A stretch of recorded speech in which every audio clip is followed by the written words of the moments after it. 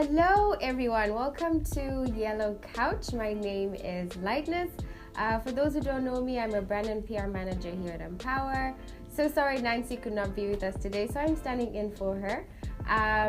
What do we do on Yellow Couch? We meet here every Friday. We talk about life, we talk about work, we talk about everything in between, and we pick the brains of amazing people in the industry, and they get to tell us what they think of the different topics that we talk about.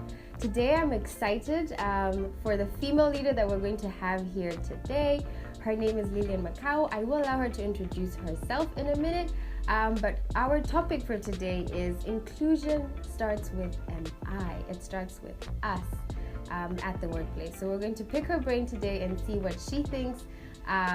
Let's meet our guest.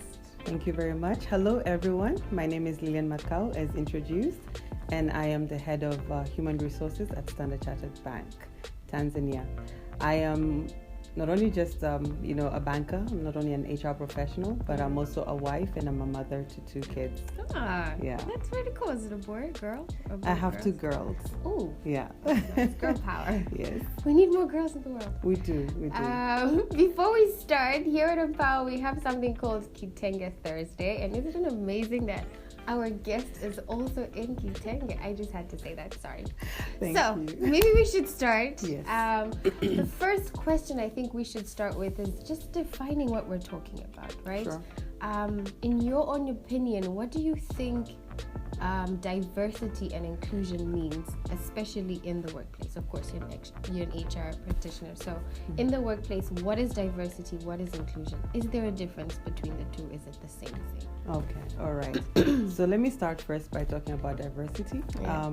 Diversity is who we all individually are. Okay. For example, we all come from different backgrounds. We come from different religious backgrounds, whether it's educational, female, male, whatever. We're all diverse. So I tend to look at diversity at our own unique being, who we are. Yeah. And inclusion for me is actually different from diversity. Inclusion is feeling more accepted, feeling as part of something.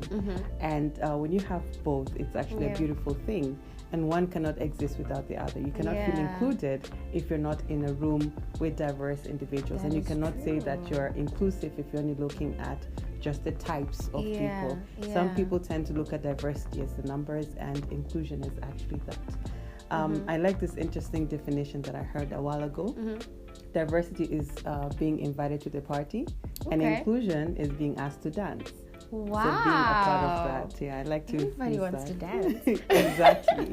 When you dance, you're really part of the party. Exactly. Yeah. That is true. Yes. That is very true. Yeah. Okay. Having said that, what do you think is the importance of having diversity and inclusion at the workplace? All right. Okay. Yeah. So, there's so many reasons out there. If you look at what the articles are telling you today is that we're all different, yes. We all need to embrace our individuality. We need to embrace our, authentic selves coming into the workplace to do the best that we can. But apart from that, it has tangible results. For example, Forbes will tell you that it increases productivity by 20% or growth. So there's an outcome that, comes with it. But other than that, it is important because we're not all the same. True, and we all come to the workplace with our own unique ideas, with our own unique selves, and we create what we call diversity of thought. And I like that because it's something that we cannot exist without, embracing the differences that we all bring through, but also coming together to do one particular thing together. So quite important for me, honestly speaking. Diversity of thought. I never thought of that. Yeah. As an actual statement, that makes sense. Yes. So we do know you are heading the HR department now at Standard Chartered. Yes. So obviously we do know that diversity and inclusion is not just about the numbers, like you were saying. It's a strategy, right? Every business has to actually put in a strategy to make sure that they have this at the workplace. So far, what has Stanchart done? Do you have a D&I program? I'm going to call this D&I now because diversity and inclusion is just so long. Do you have a D&I program now at Stanchart? Okay. And what is it? What does it entail? Right. Let me start at Stanchart as a group and coming down to Stanchart Tanzania. Okay. As a group, it's actually ingrained into our purpose. So we believe in achieving commerce and prosperity through our unique diversity. That means that diversity is at the core of how we work, of how we strategize, what the business is going to focus on, and how we deliver it. And the beauty of this is that it's not only just our purpose, but it's owned by everyone. So our global head will own it as his, personal mission in life, to make sure that whatever he works towards at Stanchart includes, conversations around diversity. And then it streams down to us. In Tanzania, same thing. We strongly believe that we come, from different places. We're lucky and blessed to have individuals from all parts of Tanzania. We also, as a global organization, by the way, we have talent coming in and out. So we take out talent outside of Tanzania, and we bring in talent as well as part of growth. So with that in place, we strongly believe that it's something that we need to foster very well and make sure that we manage it well. So going back to your question, do we have a program? We not only call it a program. So there is a strategy that focuses on diversity, but we also have what we call D&I Council. A D&I Council is specifically tasked to work on diversity and inclusion programs, and it could be gender, it could be persons with a disability, it could be nationalities, generations. I mean, now there's a new generation every other year, We're not only talking about baby boomers, but we're talking X, Y, and most recently Z. We've got, I was reading something the other day that I can't quite get my mind on, but these generations coming through, people born from 2000s are actually now all grown, and they're ready to contribute to, their perceptions of what it is that they want. So being reflective of the society is what we bring back in. What people are like outside. We have women, men, different generations. We have persons with a disability. We have people of different religious backgrounds. We bring that into our organization because we believe strongly that our initiatives need to represent also the community that we serve, and in our products, in how we speak about our bank, and so forth. So we do have a D&I council. We have many programs, not just one, and we have a council that runs that. And this council is tasked to not only presenting their ideas, but making sure that at the end of the year we showcase what we started out to do and what we did achieve. So it has to be measurable, and we give it to the global guys and say, this is what we did as Tanzania. Exactly. So we're held accountable, and I like that sense of accountability. That's good. So if you think about maybe the D&I program, what factors did you guys consider in actually creating this program? And like you said, it has to be measurable. You can't just say, okay, we're diverse, we're inclusive. How do you know that you're diverse and inclusive? So even as an HR practitioner, how do you measure and how can a company then say, I can proudly say at our workplace we are diverse and we are inclusive? All right. So what factors do you consider and how do you measure success? So what factors do we consider?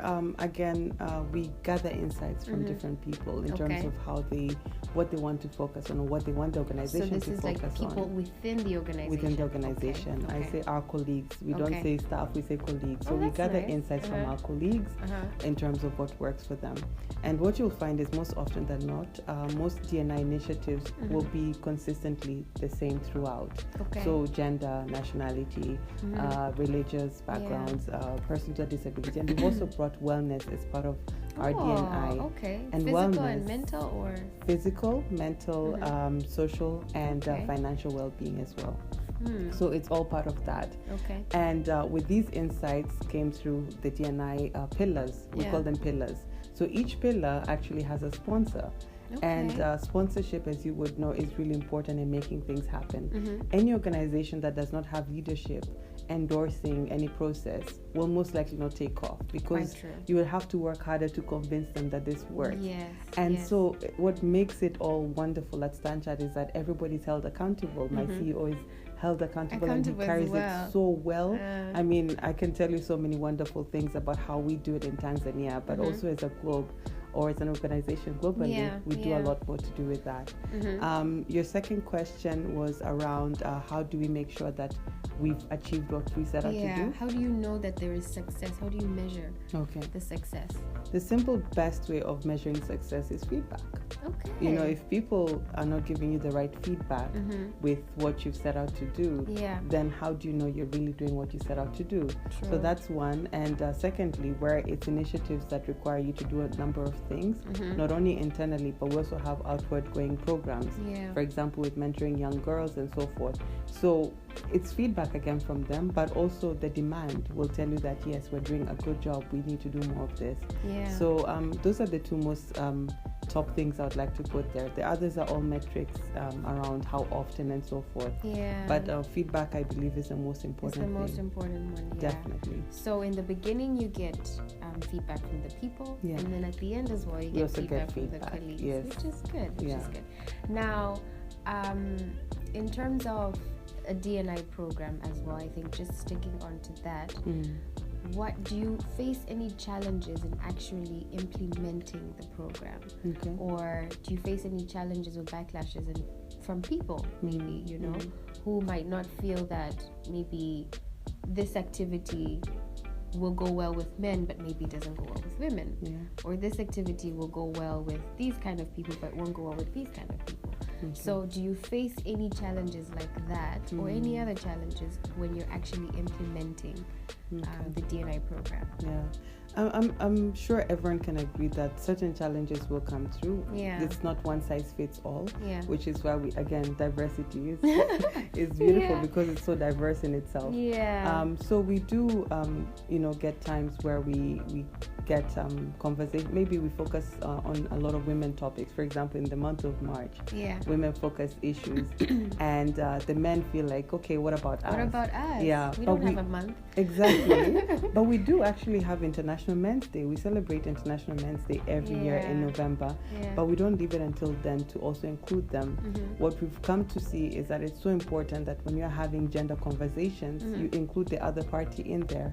And also you don't want the male child to feel like everything is just focusing on the female. What about me? So our aim is not to elevate more women and leave the men behind. Our aim is to provide opportunities for women to come up and grow together with the men. But in the process, the men will also continue growing, and they'll also continue having the right support systems.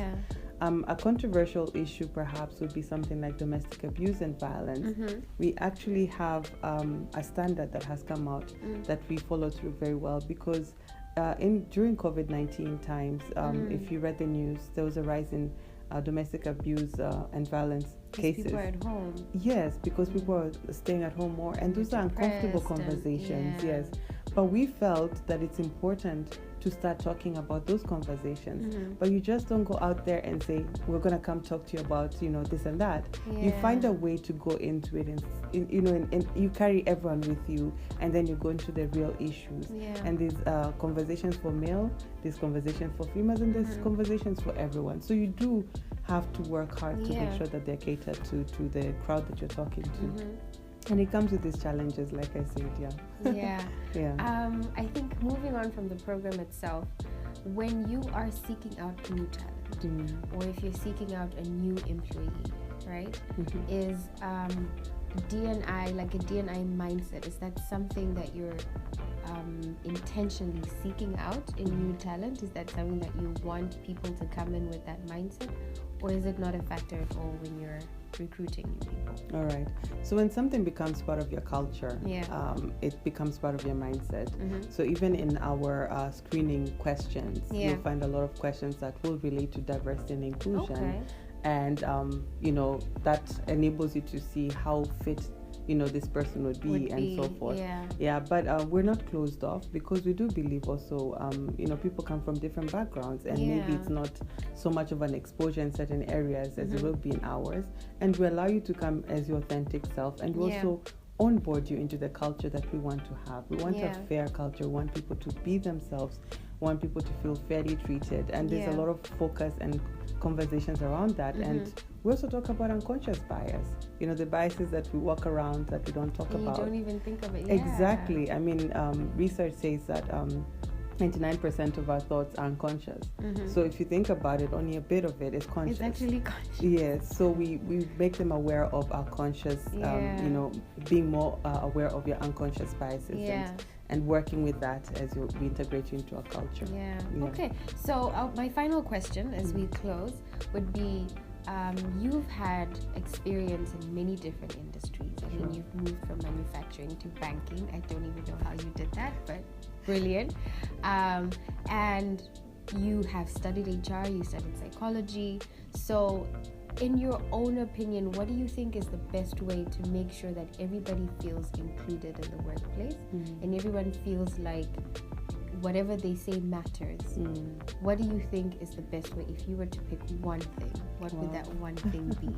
That's a tough question, because there might not be just one best way. But in my opinion, to make people feel included, you need to hear from them. Always hear from people. And you'll find that, yes, there are diverse thoughts and conversations around things. There's room for you to educate where there's only one, straight line thinking, where people are not so much open to other areas. But talk to your guys.